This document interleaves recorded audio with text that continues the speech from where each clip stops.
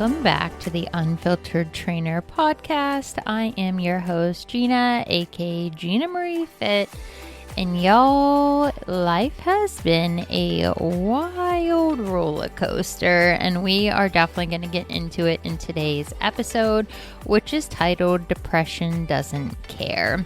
And I titled it that because if you are somebody that has dealt with any sort of mental health issues, you know that it does not hit at a convenient time. And so I'm going to provide a trigger warning before we get into today's episode that we're going to talk about depression, anxiety, grief, loneliness. This is definitely going to be a very personal episode. And I set out to create this podcast and I called it the Unfiltered Trainer because I wanted to be open and honest. There's no filter, and I don't want to have to feel like I have to apologize. And so in today's episode, we're going to really break down what I call functional depression is, and that is how I function even though I've been feeling the way I've been feeling the last few weeks. We're going to talk about signs that are genuinely concerning if you are feeling them. And at the end of the day, there is no replacement for getting the help you need, for seeking out the resources that are available, or having that honest conversation like I had with a friend this weekend about how you are feeling. And so let's kind of like go on a journey together in this episode. This has been something I have been struggling with, honestly, I think my entire life. I have been always struggling since I was 10 years old with abandonment, loneliness, lack of self-worth and value, constantly striving to be the best I can possibly be, thinking that if I was good enough, people would stop exiting my life unexpectedly. And that really is like the base layer of my mental health issues. And I feel like when you're predisposed to such a difficult thing as somebody giving you up, I feel like that was really the thing that set me up for failure in general, because for the longest time, I didn't quite understand what happened because I wasn't grown up. I wasn't grown enough to understand what had occurred in my household. I had not really dealt with some things that had happened while the person that gave us up was still technically in our lives, and then what happened after. And something I'm not sure if I talked about, and I should say that if you came into this podcast later, I launched this podcast last December, and you're newer to this podcast, I always recommend you go listen to episode number 2. That's called the birthday episode. And I called it the birthday episode, not because we're celebrating my birthday, but because I launched the podcast on my birthday, and it's a birthday I didn't think I was actually going to see. And that episode really lays the foundation of who I am, what I've dealt with, and what you can expect from this podcast. It's probably the most honest I've been in years. And I really bared my soul in that episode. So if you haven't, go back to episode 2 and listen to that episode. But as we progress through today's episode, when everything happened, I was young, and then we had changed schools. I was going through so many transitions at my life. And then when the realization was this person wasn't coming back, me, the person that always has something to say, that always is running their mouth, I've always been a very talkative kid, I stopped speaking. And that's when my dad knew, we have to get her in therapy. Something's wrong with this child. And what the therapist taught me at 13, and something that, it's difficult to accept sometimes for some people, is that when I am struggling, I shut down. I literally, all walls go up. I stop speaking. I stopped interacting. I pull myself away, because that is how I assess and handle things. And so now as a grown adult, I still do that, because now your girl is a Sagittarius, as I call it.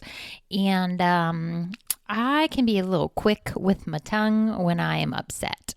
And I have had to work on this. And, as we progress in lives, there's always things I wish I could apologize for. I have not always been the best when I am stressed or when I am struggling or feeling less than, I feel like our defense mechanisms go up, and sometimes I can be just beyond honest.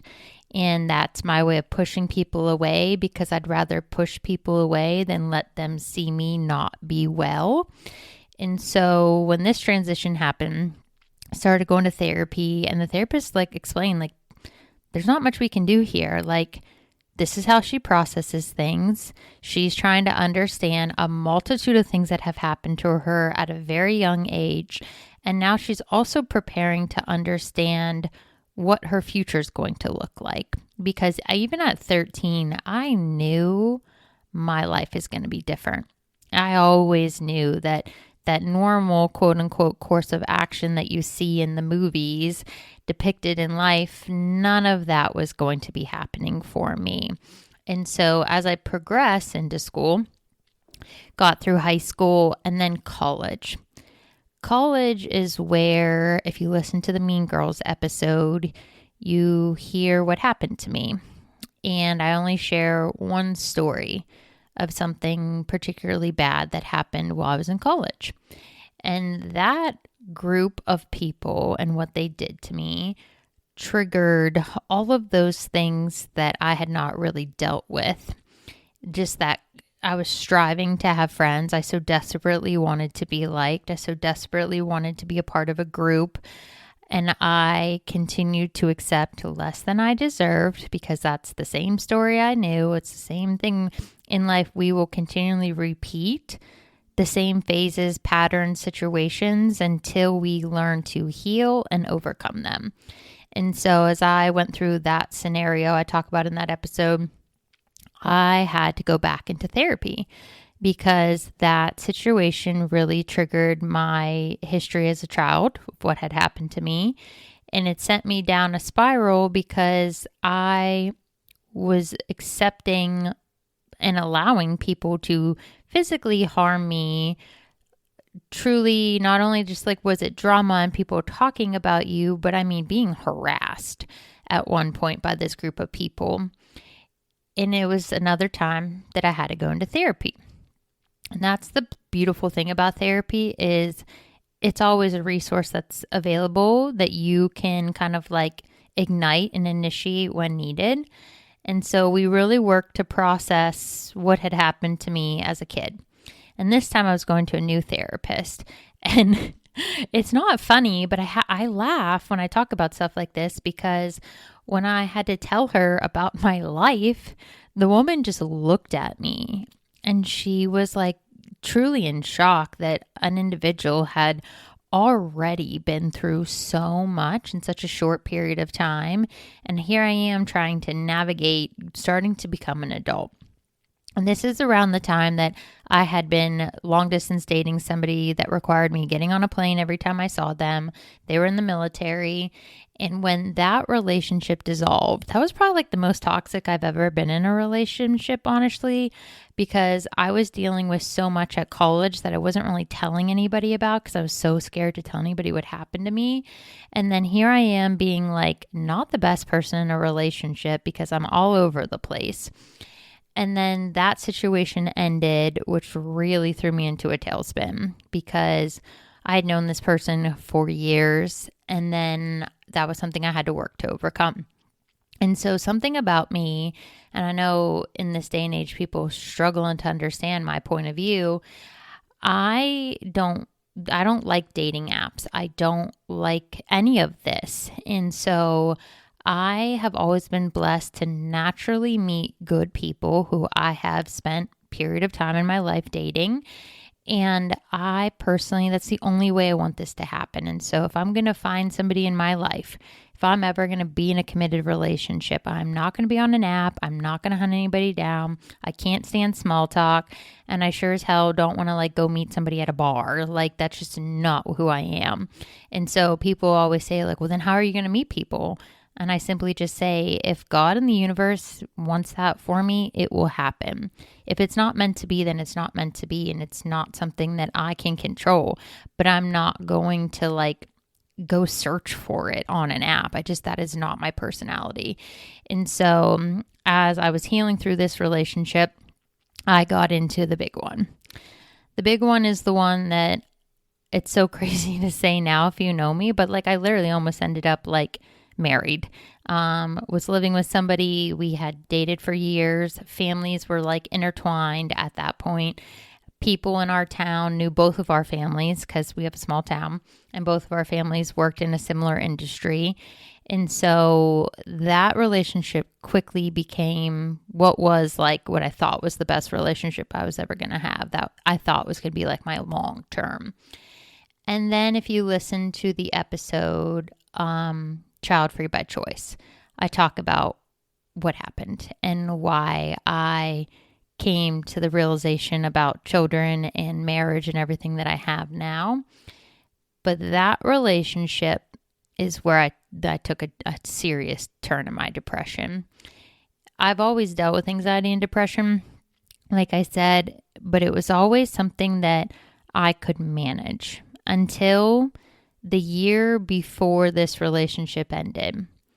I started struggling with this weird sensation that when things got really hard, I just thought I was better off not being here.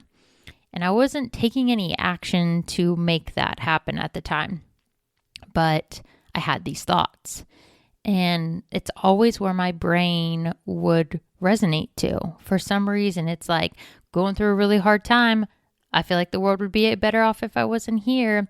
But I never took steps during that phase to make that happen. So when we talked about this in therapy, she explained that there are people like myself who have what they call suicidal ideations. And so your brain, for some reason, is wired to think that that is the answer, but not necessarily you're going to act on it. And unfortunately, as many of us know, and I have lost friends to suicide, some people do.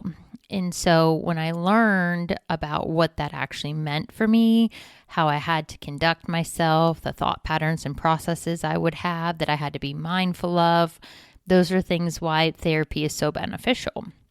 And so when I really started to struggle with that in my middle 20s, I was in this relationship and I saw a specialist because the therapist I was seeing wanted to make sure that she wasn't speaking out of turn.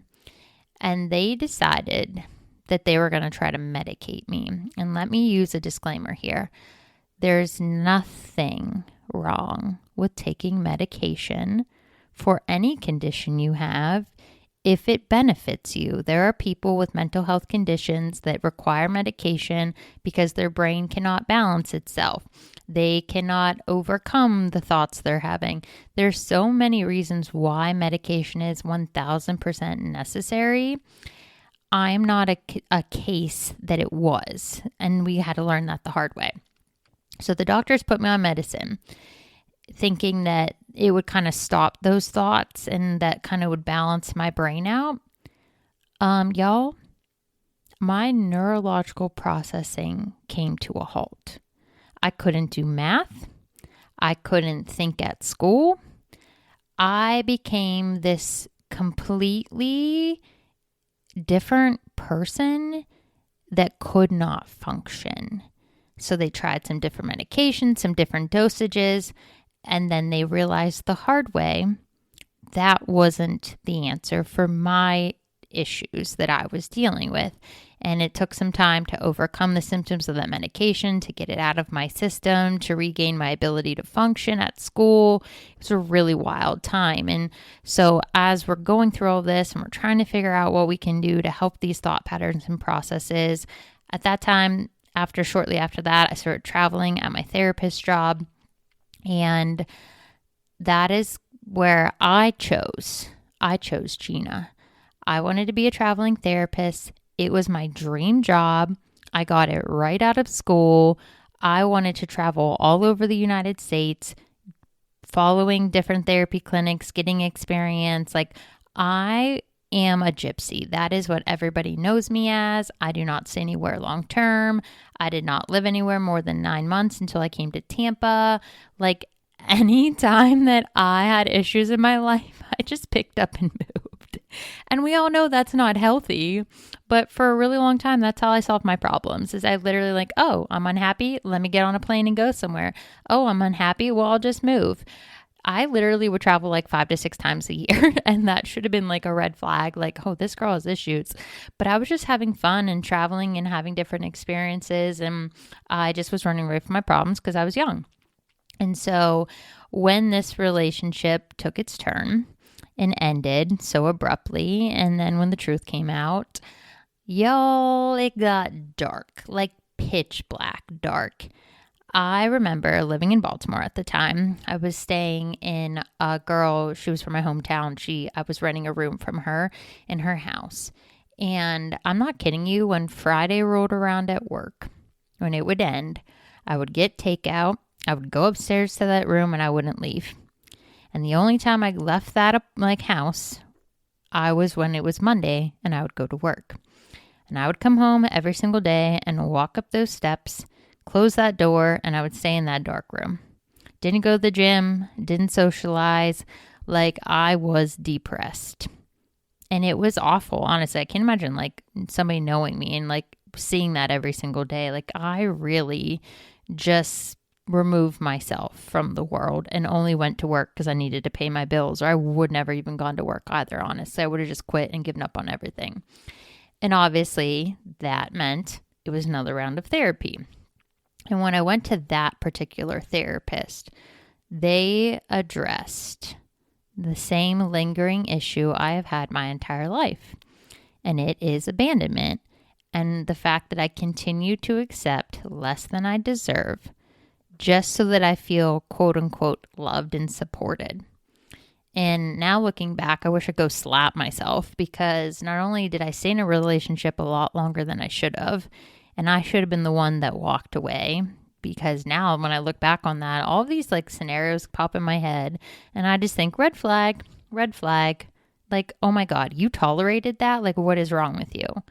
But I wasn't a whole person on my own yet. And so that therapist really helped me to learn about self-worth, self-love, not the woo-woo kind, like face masks and all that fun stuff, but like truly like learning to appreciate and love yourself enough to establish boundaries and follow those boundaries, and then to choose and be sparing with your time and energy of who you allow in your space. And so for a long time after that, I continued traveling, worked through a lot of my issues. I was sad about that relationship for like 2 years. And I laugh because I literally was so sad.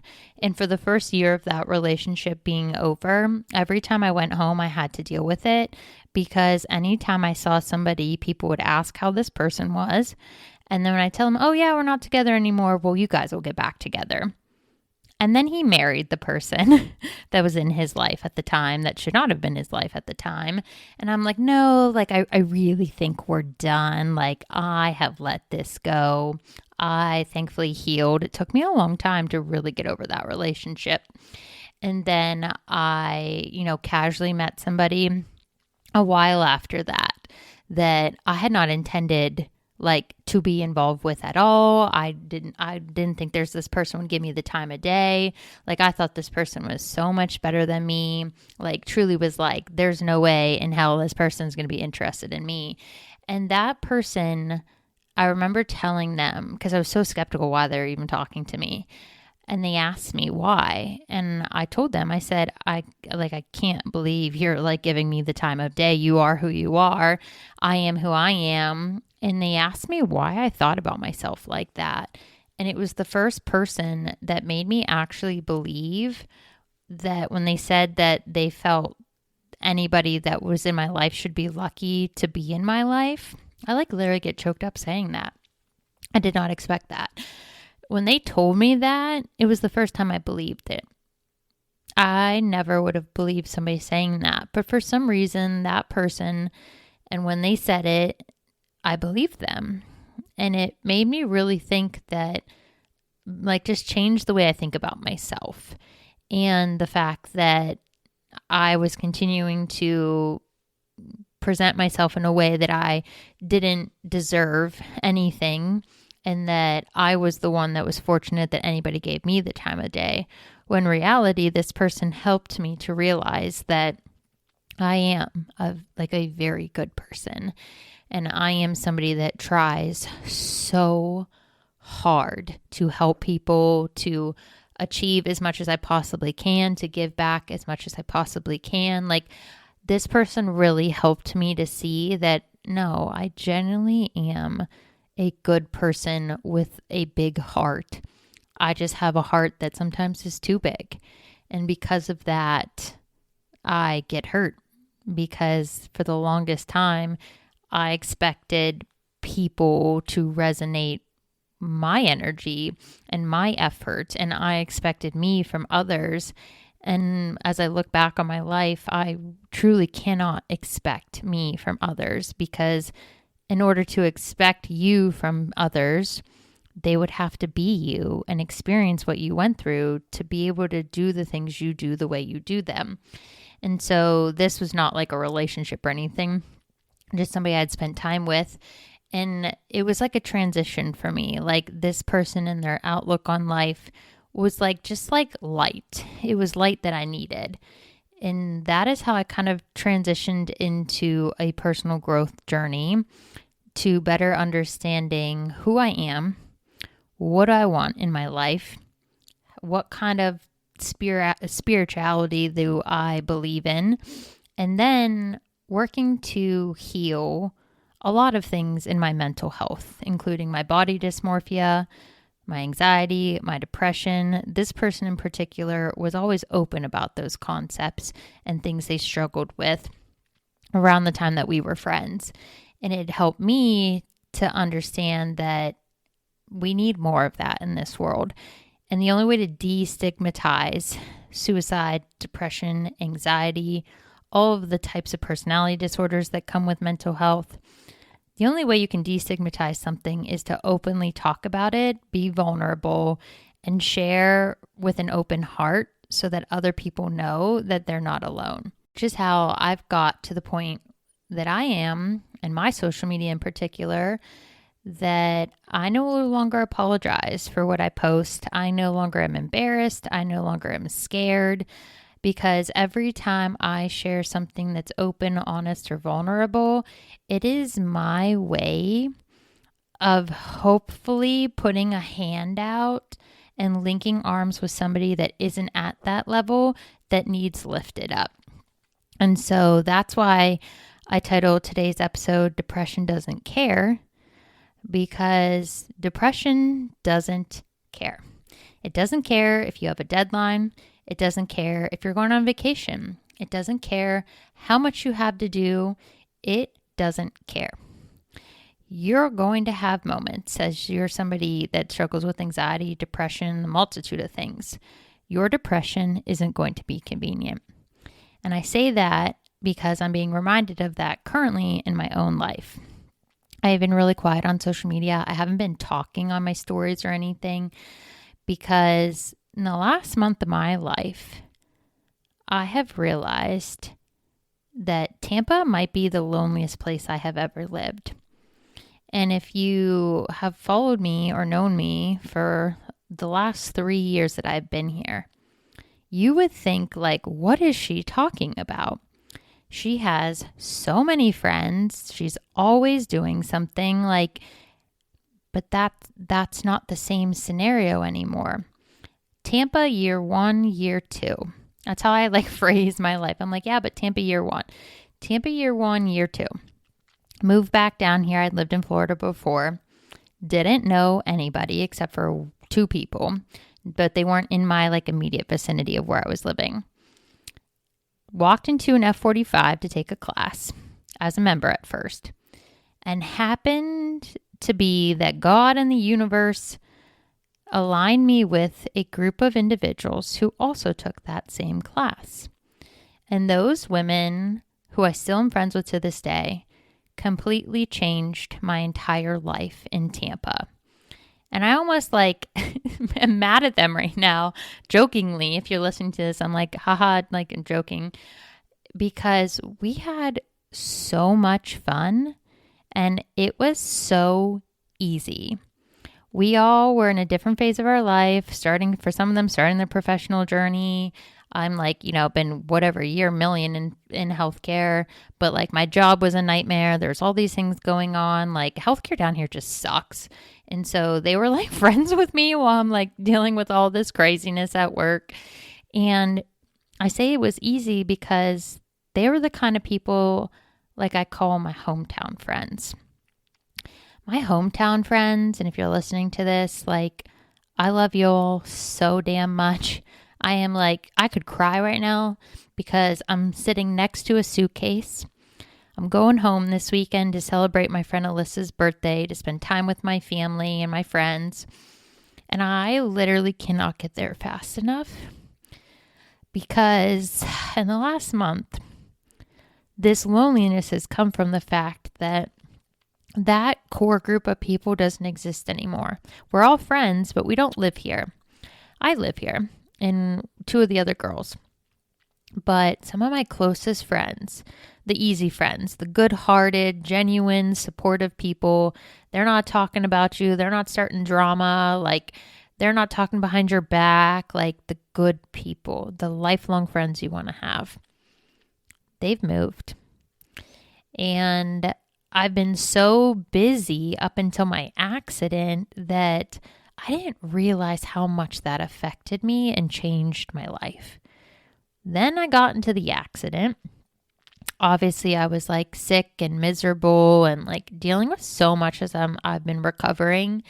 So I wasn't really allowed to be social. The doctors didn't want me out in public. I could only go to work limited hours. I had modifications. I couldn't do a lot of things.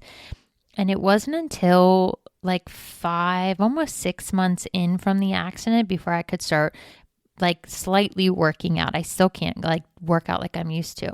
So I wasn't really going around people, but I was so unwell and I was sleeping so much as my brain is trying to heal that I didn't really notice how alone I was.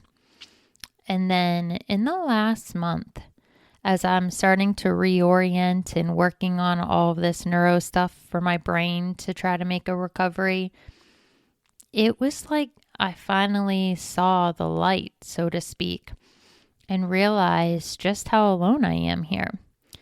Because in the last 6 months of my life, what is it now? I can't really do math still.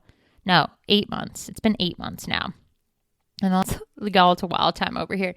In the last 8 months of my life, I've been in an accident that caused traumatic brain injury that has changed the course of my life forever. I no longer work at the 2 jobs I worked at last year. The group of friends that I had because of one of those jobs no longer exists.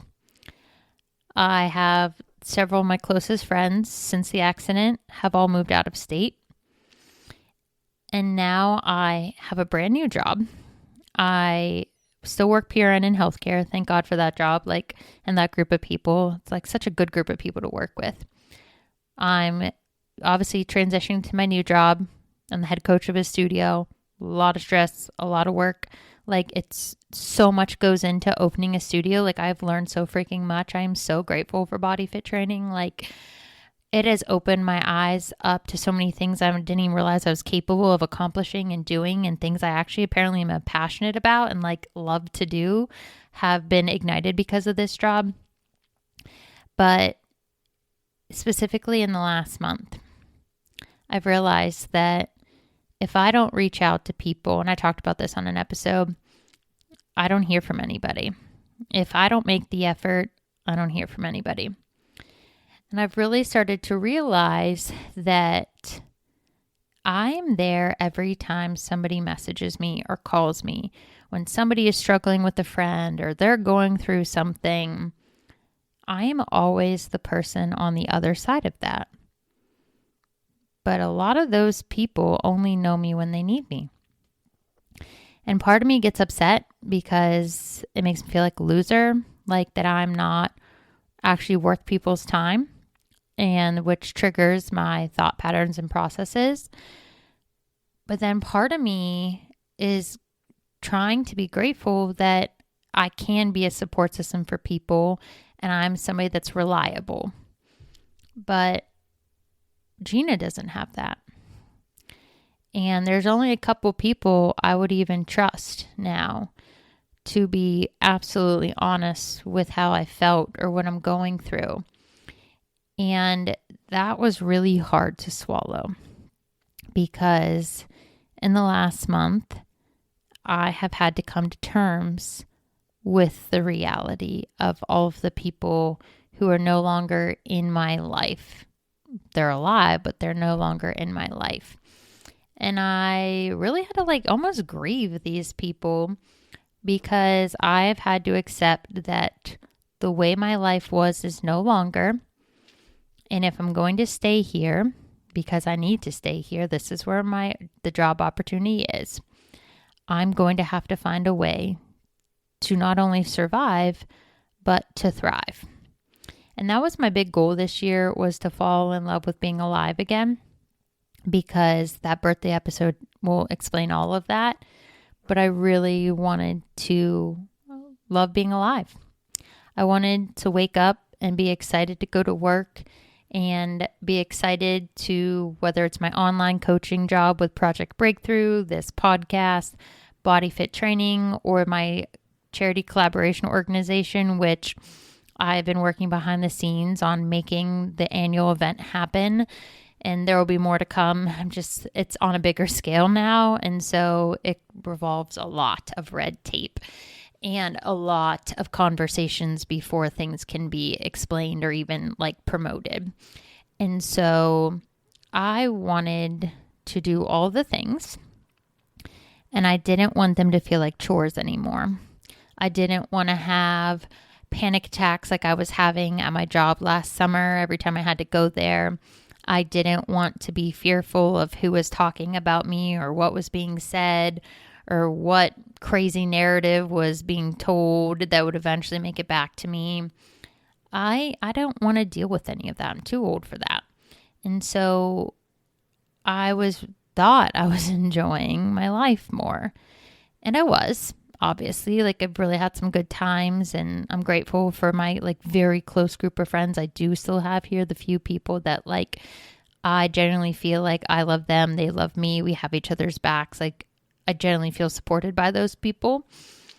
But I'm really realizing that I have some work to do, because I am not somebody, I just get mad and then I cry out of frustration, but I don't get sad and cry. But in the last month, I have laid on this couch and in my bed and just cried, because I started questioning, should I be here? Did I make a mistake by staying? Was it time for me to go somewhere else? I don't know where that is. So then I started panicking, I don't feel like I belong anywhere. And it's these thought patterns and processes that continue to circle back, and those are my triggers. And so I share all of this because depression doesn't care. And as I've been trying to work through some very difficult thought patterns, processes, and feelings, I have still been rising to the occasion in every aspect. I'm still running the studio, planning so many events, getting ready to launch in 2 weeks. I'm still running this podcast. I'm still working at my healthcare job. I literally work 70 hours a week right now, some weeks 80. And I'm still doing all of these things and still supporting the people in my life. And that is why I say depression doesn't care, because I couldn't stop. I couldn't put anything on pause. I couldn't focus on my mental health. There's nothing I could do. I had to keep pursuing all of these goals full speed until I started noticing that there are certain things that I wasn't doing. And this is when I say it's really important to know your triggers and to seek help when your thought patterns and processes become your normal everyday occurrences. And that is why I'm doing today's episode, because it's one thing to feel sad or anxious or depressed, but there are certain signs, and they're a little bit different for everybody. But when you start to notice these signs in yourself or somebody else, because this information could be valuable to somebody in your life that struggles with their mental health. And if you don't, it might be hard to understand them. One of the things I notice, one of the biggest triggers for anybody that's struggling, is when you notice you're starting to have trouble getting out of bed. That's a red flag. It's normal to want to sleep, enjoy your rest, but when it becomes difficult to find the motivation to get out of bed or to get ready, this can be a sign of depression. And if you already deal with depression, this can be a sign when you start to feel the fatigue that depression causes, that you're so physically drained. Like I started noticing that showering became taxing. That was something that in my mid-20s, when I got really depressed, I didn't shower. I'm talking like all week. And I work in healthcare, y'all. Like that's how you know you are down bad. And when I started noticing that, like when I would get in the shower, like I would have to sit down. I was so tired. And I started like going a few days without showering. I already don't like wash my hair a lot. We all know this because I have very coarse hair. So like I can't wash my hair a lot. But I always get in the shower every day, sometimes most days, twice a day because I work out. And I started to notice that became really taxing. And that was the first red flag. The second red flag for me was that I started to notice worsening changes in my sleeping habits. Y'all, I have TBI-induced insomnia. Even though they have explained to me this is normal. If you know me, I love to sleep. Minimum 8 hours, love to get 10, can do 12 on the weekend. I started to notice pretty significant changes in my sleeping habits that were concerning. When you deal with physical and mental exhaustion that comes with depression, it's going to affect your sleeping habits. It can show up in a number of ways too, which is why it's so concerning, because sometimes it might mean that you're sleeping in, or you, for some reason, need to take a nap during the day. Or for some of us, it creates bouts of worsening insomnia. And then it makes it difficult to fall asleep or stay asleep. So then you miss out on the quality, good, deep REM sleep. And then when you feel like that and your sleep is broken up, your anxiety levels worsen and intensify because you feel distressed. And it creates a not fun cycle, y'all, where your anxious thoughts keep you awake. It obviously negatively affects your sleep, which then means you just feel even more anxious. And then you're tossing and turning and your alarm's going off and you have realized that you have not slept all night. Or maybe you got like an hour or two of sleep. And if you know me, you know I cannot function without sleep and I'm a bear to be around. That was my second red flag. My third red flag was when I noticed that my appetite had changed again. And for some people, like when I'm upset, I just don't eat at all. But when I know I'm down bad, it's when I only eat quick things that don't have nutritional value. Like I couldn't even stand up long enough to make a salad. My body was that drained. And so I started just eating sugary snacks, which we already know I love, but like for my meals, which means I was getting no nutrient density. I was only getting sugar, so I'd get on a quick high and then plummet, which would like throw my body off even more. And then it leaves you feeling tired and your brain fog worsens. And that was my third red flag. For some people, you'll notice a change in their irritability or mood swings, which is super important. If you have experienced somebody in your life that has like had an emotional outburst, has, just like kind of like gotten very irritated with you or angry, maybe they are uncontrollably crying. For me, I shut down and I disappear because I don't want to burden people with my issues. And I feel like I'm better off being alone when I'm struggling than I am to cause an issue in somebody's life by bringing them down with my sadness. And when people get into this pattern of depression, it can really be triggered by like the smallest, most insignificant challenges. And like, because it's so completely unprovoked, you like literally just like can flip and just honestly like snap. And that is the fourth red flag that I noticed, that like I am used to handling a lot of responsibility, a lot on my life, and like the littlest inconveniences in traffic, or if I would finally go to the grocery store and something I needed was out, I would be so annoyed, like not like situationally annoyed, like almost like you feel that, I don't want to say woe is me, because that's not how it comes down to, but like everything felt difficult, and it felt like it was being intentionally difficult for me. That was the next red flag. The next one is why I have been MIA. And people that deal with depression struggle to feel any sort of connectedness or happiness or joy. When you're depressed, obviously depression takes the joy out of everything, and it makes everything more difficult. So then it makes it even harder to connect with people. I have already been struggling so freaking much because of my brain injury, feeling connected. Like, I can't talk in groups because I can't follow conversations still. And so when there's like a group outing and I am included, I genuinely get fearful to go because all I think is they're going to think I'm weird. I'm going to get quiet. People notice I'm quiet. Then people point out that I'm quiet. And I get really embarrassed because I just feel like I'd be better off just like not being around anybody, because I can't thrive in environments like that yet. And so because of this, when you get depressed, it makes it worse. And then you start to lose interest in hobbies, friendships, activities. Eventually you just kind of lose interest in life. And if you're no longer enjoying even the small things that used to be your reprieve and finding any pleasure in things, that is a really big red flag when you're dealing with depression, because we do isolate ourselves when this happens, and even from our close friends and family members who genuinely care about us, because you don't want to bring people down, and that only elevates that feeling of hopelessness, which is the next red flag.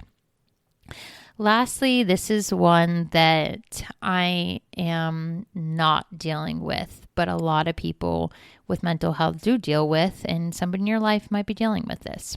And it is the last red flag in today's podcast, and it's self-harm and self-injury.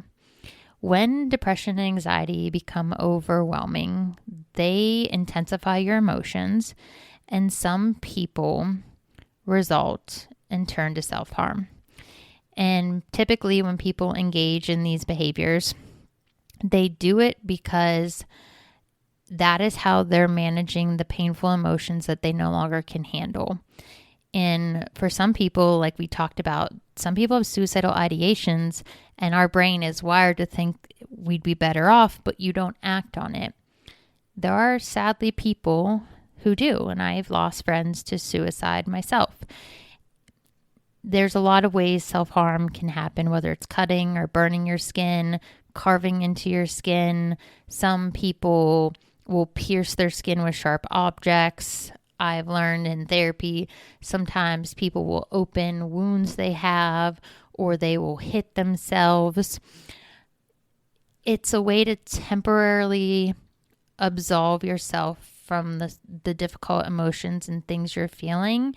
Because it's so highly stigmatized, those who do resort to self-harm don't always get help for a long time. So it's important that when you notice those things about people or those changes in things, to be gentle when you have the conversations with people, because those are signs that they are struggling, but they're probably embarrassed. And there's so much stigma around it that people don't necessarily want to tell other people they feel that way, but it goes hand in hand as depression and anxiety worsen, and it's very alarming. But for me personally, in the last month as I've been navigating all of this, the biggest things for me is I know my triggers now. And so when I started to notice these things and how I was feeling, and I was starting to isolate myself again, I just sat down with myself and utilized the tools and the resources and everything I've learned through years of therapy to work myself through this last month. And then the wild thing about this, and I can only speak for myself, is that when the darkness starts to fade and the light starts to crack and kind of come through, I literally woke up on Sunday before I went to work, and I was going to work out. And I looked at my apartment, and for me, it was messy. Like, y'all know I have OCD. So like, you know, things being on a counter is a lot for me. Like, you'll never see my apartment like terrible, but it was messy. And I filmed what I called it a depression reset. I'm going to share it on this page. But it was the first step for me, was cleaning my entire apartment so that I could feel comfortable in the space I was living in, which then sparked me and inspired me to shower. And then I did my laundry. And then I made sure that day I ate one good meal. And that's the reality of mental health, is that those feelings we feel when they worsen or heighten are short term. You process through them, you learn to understand them, you work through them, the light comes. But we don't always remember that the light is going to come. And that is why on my podcast and my social media, I choose to be as honest as I possibly can, because something I did this week to work towards getting through this next phase I was dealing with was to recognize just how much I have had to overcome, just how much I've had to battle in my life in general, but specifically in the last 8 months. And then to recognize how much I have accomplished, even when I was feeling low and down and out. And the fact that Gina in her 20s wasn't capable of doing anything other than going to work. Gina in her 30s, when she is feeling these feelings, held down 2 jobs, is building a charity organization, is hosting a podcast, and is an online health and fitness coach. She is running 4 different phases and avenues of her life, and she was still there to support several of her friends during this period of my low, where I was able to support them and generally be there for them. And sometimes that is all we need, is to take a step back, to wipe the slate clean, literally and figuratively, and to just give ourselves a moment to recognize all that we are, give life to all that we've been through, and recognize that there are some really hard frickin' times. And that almost cliche reminder, but it's true, that we have survived 100% of our worst days. There is always light at the end of a dark tunnel or phase of our life. And it is not always easy. And if you are listening to this and you struggle, you know, when you are triggered, it sends you into a complete tailspin. But when it all starts to fade and you find your grounding and you stand on your own 2 feet again and you pull your shoulders back and you look in that mirror, I want you to remember this podcast and to remind yourself too that you are just like me. We're resilient. We're strong. We are good, kind-hearted people. People that deal with mental health tend to have the biggest hearts. And that is why we are so understanding of other people's struggles. And just to recognize the fact that the world needs you. And no matter how dark the days, if we just remember to turn on the light, after the dust settles and fades, there are better days always ahead. So, this is me to you. If you too know this struggle, maybe you're in this season too. I disappeared for a while, worked on myself. Now, as I move forward, and each step that I take is going to be very intentional to make sure that I can utilize the platforms I have to continue to be a support system, to continue to be open, honest, and vulnerable, and to let other people know that there is no shame in the situations and struggles we experience. And thankfully, if you allow it, and feel free to DM me anytime, I can be a support system for you and be there to link arms with you when you need somebody to help lift you up. All right, y'all. Depression may not care, but I do. I care a lot about you. And just know that I love and appreciate every single one of you listening to this podcast that make this dream of mine possible to be a source of inspiration and to make an impact. That is where I want my income to come from. All right, y'all. Stay tuned, and I will talk with you guys soon.